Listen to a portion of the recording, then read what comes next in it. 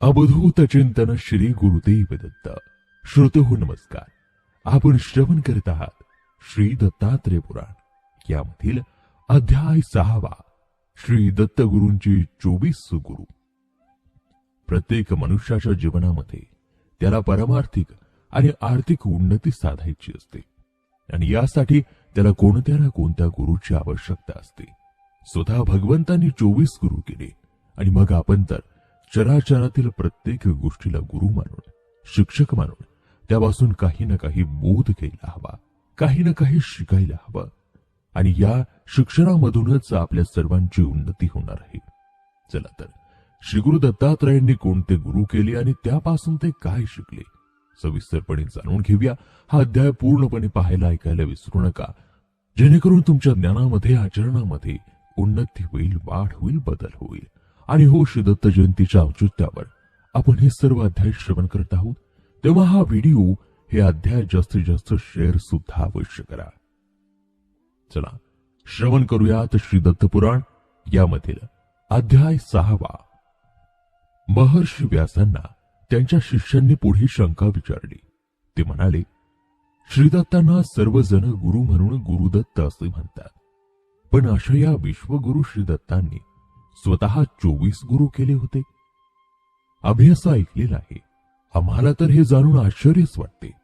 हे गुरुदेव, कृपया आम्हाला त्याविषयी सांगावे.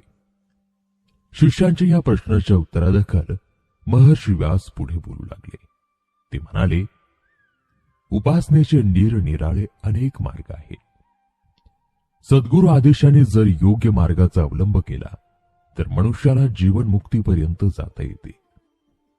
परमात्मा मनुष्य आत्म्यास त्याच्या त्याच्या कर्मानुसार जन्म घालतो. सर्व जन्म चांगले किंवा वाईट नसतात. जन्म पावणारे सर्व जीवात्मे प्रत्येकाची भोग हे परमात्मा निश्चित करीत असतात. पण सर्व योनींमध्ये मनुष्य योनीतल्या आत्म्याला बुद्धी आणि विचार करण्याची शक्ती आणि विचार व्यक्त करण्यास वाचा दिली आहे. तसेच इतर योनीमधील आत्म्यांनाही प्रदान नसले तरी ते आत्मे त्या त्या योनीमध्ये परमेश्वरी कर्म करीतच असतात. जीवात्म्यांच्या या योनीमधून जन्मजन्मांच्या फेऱ्यांच्या कर्म कार्याचे महत्व लक्षात घेऊन दत्त संप्रदायाचे सद्गुरु आणि नाथ पंथाचे आद्य गुरु भगवान श्री दत्तात्रय यांनी स्वतः 24 गुरु आणि त्यांचा उपदेश ग्रहण केला होता. गुरु म्हणजे जो अक्षय सत्य ज्ञान देतो तो. श्री दत्तात्रय म्हणजे अवधूत. त्यांनी सबंध विश्वाला गुरु रूपात पाहिले. आत्मज्ञानाच्या चिंतनामध्ये श्री दत्त गुरूंनी अनेक गुरु केले. ज्या जीवात्म्यामध्ये, प्राण्यांमध्ये जो सद्गुण त्यांनी पाहिला त्या गुणापोटेच त्यांना गुरु मानले. बुद्धीने त्या गुणाचा अंगीकार केला. तसेच अवधूतांनी यांचा उत्तम गुण पाहून त्यांना गुरु मानले. त्याचप्रमाणे ज्यांच्यातील दोष पाहून त्या दोषांचा त्याग केला त्यांनाही त्यांनी गुरु मानले. तेव्हा अवधूत म्हणतात तसे ज्यांचा उत्तम गुण घेतात तो गुरु, आणि ज्यांचा दोष पाहून त्या दोषाचा त्याग केला तोही गुरुच. म्हणूनच चांगले गुण स्वीकारून आणि अनिष्ट दोष त्यागून हे दोन्ही गुरु करण्यासाठी महत्वाची तत्वे आहेत. भगवान श्री दत्तांनी कोणकोणते गुरु केले, त्यापासून ते काय शिकले किंवा कोणता अवगुण त्यागला, ही सर्व माहिती आपण आता पाहूया. त्यांच्या गुरूंच्या यादीमधील पहिला गुरु म्हणजे पृथ्वी. शांती, उदारपणा आणि अतिथी पूजा यांची परमार्थामध्ये नितांत गरज असते. या तिन्ही गोष्टी पृथ्वीपासून म्हणजे भूमी, पर्वत आणि वृक्ष यापासून शिकता येतात. शांती म्हणजे स्थित प्रज्ञता, देहावर कोणत्याही प्रसंगात मन शांत, स्थिर आणि विवेकयुक्त ठेवणे ही सामान्य बाब नाही. आणि ह्या ज्या जवळ असतात तोच संत ठरतो. पृथ्वीवर अनेक जीवात्मे माझी माझी म्हणून प्रहार करतात, पण ती आपले एकपण न मोडता अखंड राहते. तसेच उपासकाने देह माध्यमातून भिन्न भिन्न कर्म करताना वृत्तीने सदा सर्वदा आत्म्याशी एकरूप आणि अखंड राहावे. पृथ्वी, भूमी हे कोणी तिची पूजा करो किंवा तिच्यावर नाना प्रकारची अमंगल आघात केले तरी सुद्धा तिला हर्ष किंवा दुःख होत नाही. त्याचप्रमाणे पृथ्वीवरील पर्वत नाना प्रकारचे साहित्य स्वतःवर बाळगतो, परंतु पर्वत स्वतःजवळ साठवून जपून काहीच ठेवत नाही. मेघवृष्टी होते, पण सर्व पाणी पर्वत खाली सोडून देतो. पर्वत म्हणजे परोपकारी वृत्तीचा खरा दाता आहे. पर्वताप्रमाणेच परोपकारी वृत्ती, संचय न करण्याची वृत्ती मनुष्याने ग्रहण करून जीवनक्रम घालवावा. पर्वताप्रमाणेच वृक्ष वनस्पती सुद्धा सर्व समभाव बाळगून सदैव इतरांकरिता उपयोगी पडतात. वृक्ष हे जो त्याच्याजवळ येईल त्याला कोणताही भेदभाव न धरता काही ना काही दान देतच असतात.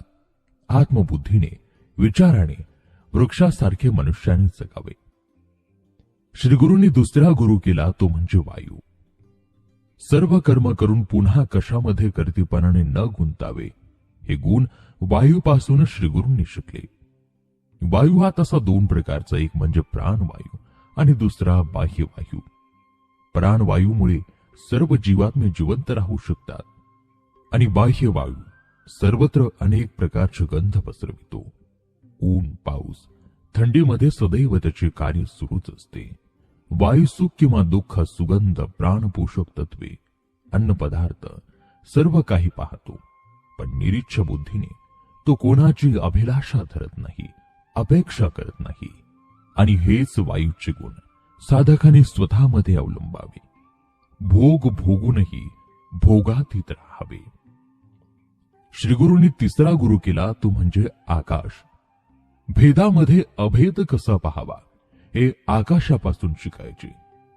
सर्व भेद पोटामध्ये घेऊन पुन्हा त्याच्यापासून कसे अलिप्त राहावे हे आकाश आपल्याला शिकवतो.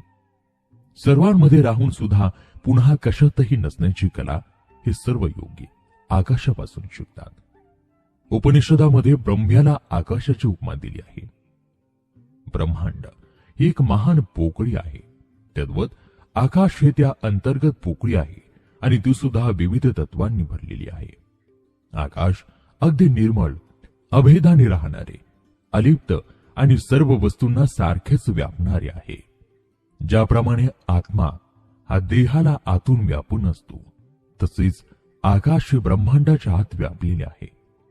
आकाश धुळीने गढूळ होत नाही, पाण्याने विरघळत नाही, अग्नीने जळत नाही किंवा वायूने उडत नाही. आकाश आणि महायोगी एकसारखेच अध्यात्मात असतात. आकाश हे स्पर्शरहित आहे, कोणत्याही बाबी गोष्टीपासून संपूर्णतः अलिप्त राहते. हेच आकाशाचे मुख्य तत्व होय. श्रीदत्तांनी चौथा गुरु केला ते म्हणजे जल. ज्याप्रमाणे जल कोणत्याही वस्तूंचे मल त्यावरील अस्वच्छपणा धुवून टाकते, तद्वत सद्गुरू, संत, योगी हे सर्वांना देहबुद्धीच्या मलापासून धुवून टाकतात. उन्हामध्ये तापून आलेल्यांना जल ज्याप्रमाणे थंडावा देते, पाऊस आनंद देतो, त्याचप्रमाणे संत सद्गुरूंच्या सहवासाने साधकांच्या वृत्ती स्थिर होतात आणि ते सुद्धा आनंदी बनतात. श्रीदत्तांनी पाचवा गुरु केला तो अग्नी. ज्याच्या ज्याच्या बरोबर आपला संबंध येईल ते शुद्ध करून टाकणे हा अग्नीचा मुख्य गुण. होमकुंडामधील अग्नी हा जागृत असतो. त्यावर काही वेळ राखेचे आवरण पडते आणि हे आवरण हटविताच पुनश्च अग्नी दृष्टीस येतो. तेव्हा मनुष्याच्या अंतर्यामी जसे ब्रह्म अग्नीसारखे तेवत असते, त्यावर विचार विकाराचे आवरण आले आणि ते काढून टाकल्यास तो ब्रह्माग्नी दृष्टीला पडतो. अग्नी हा स्वयंभू तेजोमय होय. तो कोणालाच हातामध्ये धरता येत नाही. त्रिगुणात्मक मायेचा व्यवहार हा ब्रह्माग्नीला आवरू शकत नाही. अग्नीच्या माध्यमातून मनुष्य हा देवदेवतांना त्यांचे त्यांचे हविर्भाव अर्पण करतो आणि तो कोणतेही आपल्याजवळ मूळ स्वरूपात ठेवत नाही. स्वीकारून पुनश्च ते त्या स्वरूपात न ठेवणे आणि आपण परत अलिप्त राहणे हा गुण साधकाने अग्नीकडून शिकणे जरुरीचे आहे. श्रीदत्तांचा सहावा गुरु चंद्र. चंद्राच्या कला ह्या शुक्ल पक्षामध्ये वाढत जातात आणि वद्य पक्षामध्ये कमी होत जातात. पौर्णिमेला पूर्ण चंद्र सर्व जगाला मध्यरात्री प्रकाशमान करतो आणि अमावस्याला मध्यरात्री संपूर्ण काळोख असतो. तरी सुद्धा चंद्र हा तसा पूर्ण आणि प्रकाशमान असतो. पण मनुष्याला त्याचे स्वरूप पृथ्वी चंद्राच्या भ्रमणामुळे वेगवेगळे दिसते. चंद्राचे इतरांना दिसणारे स्वरूप प्रत्यक्ष असणारे संपूर्ण गोलाकार स्वरूप हे जसे भासते, तद्वत साधक किंवा उपासक यांनी चंद्राप्रमाणे उत्पत्ती आणि नाश रहित राहावे. चंद्रमा आपल्या सहज स्थितीमध्ये उत्पत्ती आणि नाश रहित असतो. योग्याने स्वतःचे आत्मस्वरूप जाणल्यावर तो देहाबरोबर जन्माला येत नाही आणि मृत्यूही पावत नाही. त्याचे आत्मस्वरूप अखंड परिपूर्ण राहते, हे आपण ध्यानात घ्यायला हवे. श्रीदत्तांचा 7वा गुरु सूर्य. सूर्याचे 2 प्रमुख गुण असतात. तो स्वतः फार थोडे घेतो, पण इतरांना मात्र भरभरून प्रकाश तेज देतो. तसेच निराभिमानपणाने अनासक्त राहतो. ह्या 2 गोष्टी साधकाने लक्षात घ्याव्यात आणि सूर्याप्रमाणे आपले आचरण ठेवावे. संत सिद्धाप्रमाणे लोकांकडून थोडी सेवा करून घेतात. त्यांची त्यांना जरुरी असतेच, पण त्या उलट सर्वसामान्यांना योग्य मार्गदर्शन, सन्मार्गाला लावण्यासाठी अनेक प्रकारे, अनेक मार्गाने त्यांच्या सेवेच्या अनेक पट मनशक्ती द्यावी. पावसाळ्यामध्ये कितीही अभ्र आले तरीही त्यातून सूर्य बाहेर येतो आणि प्रकाशमान दिसतो. तसेच साधकाने सुद्धा कितीही संकटे येऊत त्यांचे दूरत्व करून पूर्ववत प्रकाशमान म्हणजे ज्ञानदान राहावे. श्रीदत्तांनी 8वा गुरु केला कपोत. मनुष्य जन्माला येतो, तारुण्य अवस्थेमध्ये प्रवेश करतो आणि मग त्यानंतर विवाह बंधनाने अंतर्यामी बदलून काम वासनाच्या अधीन होतो. तो विषय सुखामध्ये बुडून जातो. त्याच्या अंगी ममत्व येते. प्रपंचामध्ये तो गर्क होतो. कपोत अर्थात कबूतर हा सुद्धा माणसांप्रमाणेच कपोत मादीबरोबर शरीराने एकरूप होतो. मादीला पुढे अंडी निपजतात. नर मादी घरट्या बाहेर पडतात. त्यांची पिल्ले मनुष्य जाळ्यामध्ये पकडतो. त्यामुळे परत आलेले नर मादी हे स्वतःच्या पिल्लाच्या प्रेमाने त्या जाळ्यामध्ये स्वतःला अडकवून घेतात. कपोताचे हे सांसारिक सुख संतती परत जाळ्यात सापडणे हा त्याच गुण आहे. कपोत जाळ्यामध्ये स्वतः जाऊन अडकले नसते तर ते कौटुंबिक जाळ्यामध्ये सापडलेच नसते. साधकाने कपोताचा हा अवगुण लक्षात घेऊन संसारामध्ये राहून विषयभोगामध्ये मग्न राहून त्यातून वयपरत्वे सुटका होताच परत त्या कामवासना, विषयवासना त्या प्रपंच जाळ्यामध्ये परत स्वतःला गुरफटून घेऊ नये. कपोताची ही सोयरीक आसक्तीचा अवगुण पाहून मनुष्याने संसार सुख पूर्णतेनंतर परत स्वतःला त्यामध्ये अडकवून घेऊ नये. आतापर्यंतच्या या 8 गुरूंद्वारे श्री गुरुदत्तांनी काही ना काही गुण स्वीकारले आणि जे अवगुण उपासना मार्गामध्ये जीवनमुक्त होण्यासाठी अडचण होत होते ते टाळण्याचे ठरवले. श्रीदत्तांनी आपला 9वा गुरु केला तो एका अजगराला, सर्पाला. अजगर हा सर्प योनीमधील मोठा, आकाराने मोठा, शक्तिशाली आणि सरपटणारा प्राणी. अजगर हा कोणताही उद्योग न करता सुप्त अयाचित वृत्तीने राहतो आणि सहज या इच्छेने मिळालेले आहार सावज गिळतो. तो दृढनिश्चयी असतो. तो सावज मिळाले नाही तरी धीर सोडत नाही. तोंड पसरून बसतो आणि त्यामध्ये येणारी सावज घेतो. ते सावज चांगले किंवा वाईट याचा विचार करत नाही. थोडक्यात अजगर या अयाचित वृत्तीचा जे मुखामध्ये येईल त्याचा चांगला वाईट विचार न करता भक्षण करतो आणि परत पूर्वस्थितीत राहतो.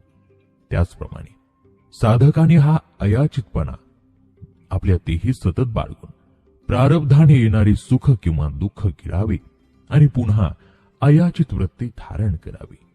सुख दुःख न मिळवून स्वतःची ध्यानस्थ स्थिती सोडायची नाही. साधकाने ही अजगराची प्रवृत्ती अंगी बाळगावी. या अयाचित वृत्तीमुळे साधकाच्या अंगी कितीही प्रचंड आत्मशक्ती येऊ पण त्याचा वापर न करता एकाग्र चित्ताने समाधी अवस्थेत राहिल्याने तो सिद्ध बनतो. श्रीदत्तांचा 10वा गुरु म्हणजे समुद्र. समुद्र हा खूप खोल, गंभीर, रत्नगर्भ आणि अखंड पूर्ण असतो. तो निर्मळही असतो. सदा सर्वदा प्रसन्न असतो. अनेक नद्यांचे पाणी त्याच्याजवळ येते, त्यामध्ये मिसळते, पण हा सागर त्या नद्यांच्या प्रवाहामध्ये उलट जात नाही. सागर हा त्यामध्ये आलेल्या कोणीही स्वतः आचरण विहरण करू शकत नसेल तर त्याला किनाऱ्यावर फेकून देतो. पर्जन्य वर्षा हो किंवा न हो, नद्यांचे पाणी येऊ किंवा न येऊ, सागर हा त्याची स्थिती कधी सोडत नाही. या समुद्राप्रमाणेच साधकाने अंतरंगी खूप खोल राहून सदा सर्वदा गंभीर चित्त ठेवून प्रसन्न मुद्रा ठेवावी. कोणी वंदो किंवा निंदो, सर्वांप्रती समप्रवृत्ती ठेवावी. अस्वीकार्य ते दूर फेकून द्यावे. साधकाने नेहमी शांत चित्तवृत्ती ठेवून जो कोणी विरुद्ध झाला तरी त्याला स्वतःपासून दूर करावे. श्रीगुरूंचा 11वा गुरु म्हणजे पतंग. पतंग हा भ्रमरवृत्तीचा, चित्र विचित्र सौंदर्याकडे आकर्षित होणारा. जेथे कोमल रंगीत सौंदर्यवान फुल तेथे हा पतंग मोहित होतो. तसा तो ज्योतीच्या तेजावरही आकर्षित होतो. त्याला घडणाऱ्या घटनेची कल्पना नसते.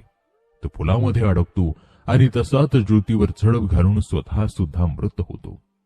पतंगाच्या आकर्षित होणे, त्या आकर्षितामध्ये अडकून राहणे आणि ज्योतीवर झडप घालून सर्वनाश करून घेणे हे साधकाने नेहमी त्यागले पाहिजे. उपासना मार्गामध्ये विषय वासना, कामभोग या प्रत्येक प्राण्याच्या प्रती असतात. सौंदर्याची भुरळ पडणे, त्यामागे सतत धावणे आणि अंती त्यामध्ये अडकून नाश पावणे हे अवगुण साधकांनी कायमची त्यागली पाहिजेत. श्रीदत्तांचा 12वा गुरु म्हणजे भ्रमर, भोंगा. भ्रमराची मधुकरी वृत्ती शिकण्यासारखी असते. भ्रमर फुलाप्रती, कमलाप्रती आकर्षित होतो. त्यामधील मध खाण्याकरिता त्यामध्ये प्रवेश करतो, मधप्राशन करतो, पण त्या फुलाची, कमळाचा नाशभेद करत नाही. भ्रमर हा तसा अत्यंत प्रखर. तो लाकडाला सुद्धा लिळेने कोरतो आणि त्यामध्ये राहतो. पण तोच भ्रमर जेव्हा फुलामध्ये, कमळामध्ये अडकून राहतो तेव्हा त्याला कोरत नाही. त्याचप्रमाणे साधकाने भ्रमरपणाप्रमाणे घरोघरी याचकवृत्ती ठेवली तर त्या घरामध्ये अडकून राहू नये. एकाच फुलाप्रती मोहित राहू नये. तसेच ज्या ज्या ठिकाणी स्वतःचे भरण पोषण, अन्न मिळवतो त्याचा नाश केला नाही पाहिजे. भ्रमराप्रमाणे जीवनमुक्तीचा मध गोळा करून तो साठवून तो इतरांकरिता प्रदान करावा. श्रीदत्तांचा 13वा गुरु म्हणजे कोळी. स्वतःभोवती जाळ विणणारा कोळी हा त्यातच अडकून बसून राहत असतो. मनुष्यही स्वकल्पनांनी असंच जाळ स्वतःभोवती विणून घेतो आणि त्यामध्येच तो अडकून पडतो नेहमीच. पण कोळी त्या जाळ्यातून बाहेर पडू शकतो, तसा मनुष्य येऊ शकत नाही. म्हणून मनुष्याने प्रयत्नपूर्वक या जाळ्यामधून हवे तेव्हा बाहेर यायला हवे. साधनेने हे साध्य होऊ शकते. श्रीदत्तांचा 14वा गुरु एक मधमाशी. माशी आणि मधमाशी यामध्ये निर्लोभ तत्व विचार आहे. मधमाशी हे मधसंचय करते आणि तो स्वतःकरिता काय हा प्रश्न आहे. हा मधुसंचय इतरांच्या उपयोगास्तव असतो. प्रापंचिक मनुष्याने सुद्धा संग्रह जरूर करावा, पण तो किती असावा याला सुद्धा मर्यादा असते. आदरातिथ्य, कुटुंब भरण पोषण आणि अडीअडचणीस्तव जरूर संग्रह करावा, पण त्या नादाने इतर अनिष्ट विचार, विकार आणि आचाराच्या मागे लागू नये. आसक्ती आणि व्यवसाय अवस्था टाळणे हे मनुष्याचे मुख्य कर्तव्य आहे आणि हे साधले म्हणजे तो आपोआप साधू होईल. श्री गुरुदत्तांचा 15वा गुरु म्हणजे मदगज. गज अर्थात हत्ती हा प्रचंड आकाराचा, तृणभक्षक करून अफाट ताकदीचा, अत्यंत मायाळू आणि कामनिष्ठ असतो. पायाखाली मुंगी आली तरी ती पावलाच्या कसे बाहेर जाईल तोपर्यंत तो पाय टेकवत नाही. पण हाच हत्ती जेव्हा मदमस्त होतो म्हणजे कामवासनेच्या अधीन होतो तेव्हा सर्व काही विसरतो आणि वृत्तीने मदोन्मत्त होतो. त्या आड येणाऱ्या सर्वांचा नाश करतो. त्याच वेळी त्या मदोन्मत्त हत्तीस विनाशयास खड्ड्यामध्ये टाकून पकडू शकतो. तेव्हा उपासकाने प्रारब्धाने जे सुख सहजरित्या मिळेल त्याप्रमाणे वागावे. व्यर्थ मदगजाप्रमाणे संसाररूपी पाप खड्ड्यामध्ये पडून मृत्यूच्या स्वाधीन काहीही सत्कृत्य न करता होऊ नये. श्रीदत्तांचा 16वा गुरु म्हणजे मृग. हरिण हे नादाला बोलून वेडापिसा होतो आणि मग शिकाऱ्याच्या जाळ्यामध्ये सापडतो. म्हणून हरिण हे फार गरीब सुंदर प्राणी, पण ते नादाच्या लागी लागून बद्ध होतो. तेव्हा मनुष्याने सुद्धा मोहरहित राहावे आणि विनाकारण जाळ्यामध्ये अडकून स्वतःचा नाश करून घेऊ नये. श्रीदत्तांचा 17वा गुरु मीन, मासा. आमिष समोर आले की मासा जे आमिष गळास आहे ते आमिष घेण्याच्या प्रयत्नास गळाला लागून आपला नाश करून घेतो. त्याचप्रमाणे लालचेने तो मनुष्याच्या गळात सापडतो, नाश पावतो. अर्थसंग्रह स्त्री किंवा पुरुष संग, रसना, लुलुपता हे साधकास घातक ठरते. भोगविलासाच्या गळामध्ये अडकून निष्कारण नाश ओढून घेतो. रसना ही फार वाईट, मर्यादेपर्यंत ठीक. साधक हा उपासनेमध्ये दंग झाला, त्याचा मायामोह सुटला तर ठीक, नाही तर तो गळाला लागतो. श्रीदत्तांचा 18वा गुरु एक पिंगला वेश्या.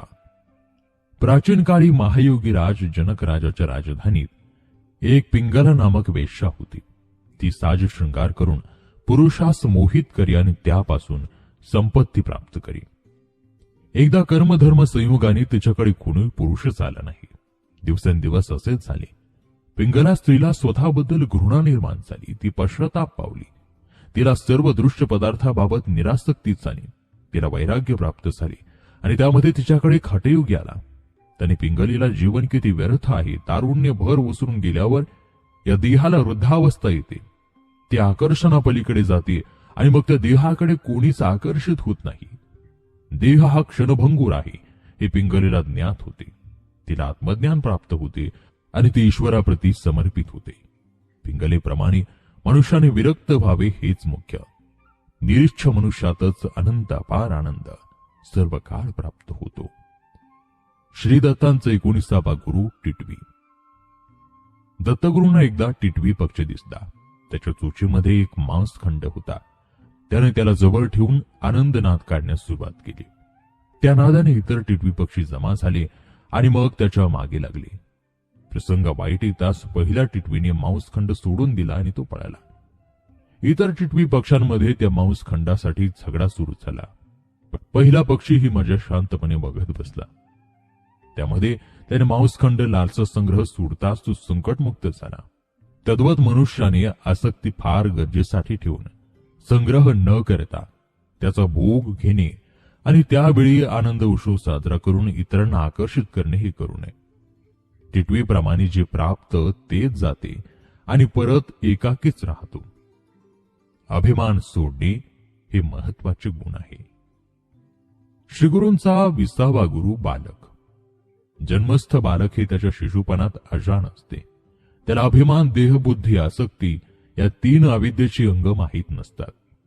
ते निष्पाप असते. त्याचे बोलणे, चालणे हे अभिमान रहित आणि आसक्तीमुक्त असते. त्यामुळे ती प्रत्येकाला हवेसे वाटते. जे बालक हे निष्पाप वृत्तीचे, अभिमान, देहबुद्धी, आसक्ती ह्या अविद्या रहित असते, त्याला त्यामुळे परमेश्वरी अधिष्ठान लाभते. सर्वांची माया, प्रेम मिळते. ही वृत्ती साधकाने कायम स्वतःमध्ये बांधवावी. ही बालकाची वृत्ती अंगीकारणे म्हणजेच त्याला गुरु मानणे. बालक हे काळजीमुक्त असते. त्याला उद्याची चिंता नसते, काही वैरभाव नसतो. तेव्हा बालकच बालक वृत्तीमुळे मनुष्याचा सर्वोत्कृष्ट गुरु होय. श्रीगुरूंचा 21वा गुरु कुमारी.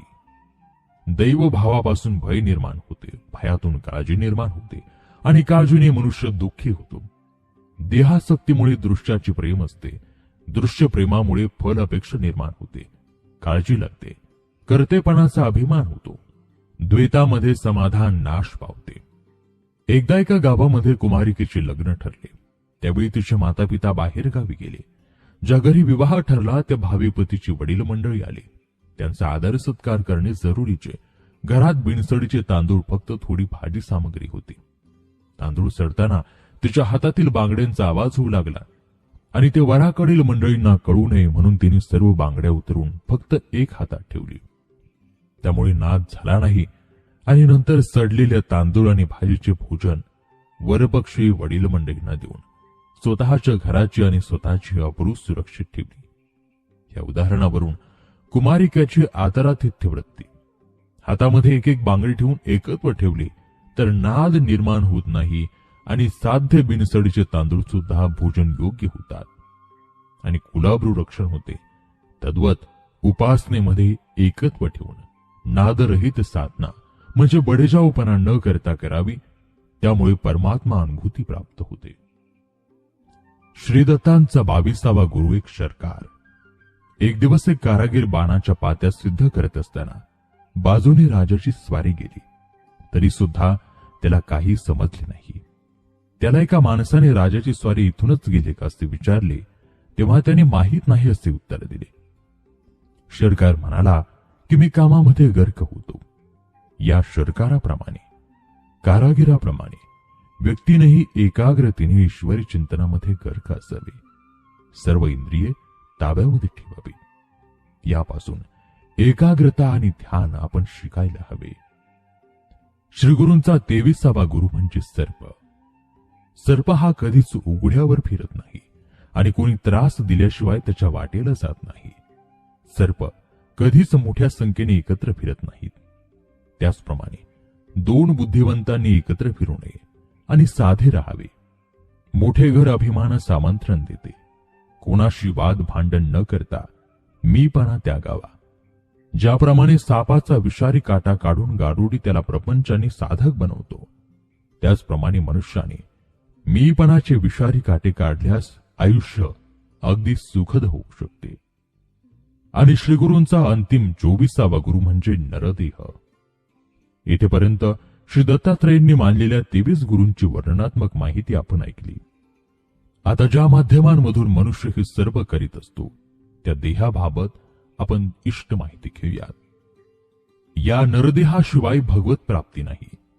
जीवात्म्यामध्ये नरदेह हा व्याकाराने श्रेष्ठ आहे.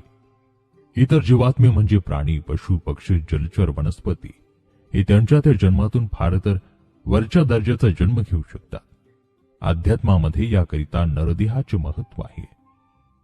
नरदेहामध्ये शिशुपण, बालपण हे पूर्व सुकृत्य प्रारब्ध नसेल तर अजाणीवतेमध्ये नरदेह आत्मबुद्धीस्तव काही करू शकतो. हा काळ म्हणजे वैवाहिक जीवन. वैवाहिक जीवनामध्ये नरदेहाने जरी भोगविलास भोगत असताना विवेक वैराग्य तत्वाची ओळख करून घेतल्यावर त्याची थोडीफार जाण ठेवून परमात्माप्रती अखंड चिंतन, पूजा अर्चा, सद्गुरूची प्राप्ती करून घेता येते.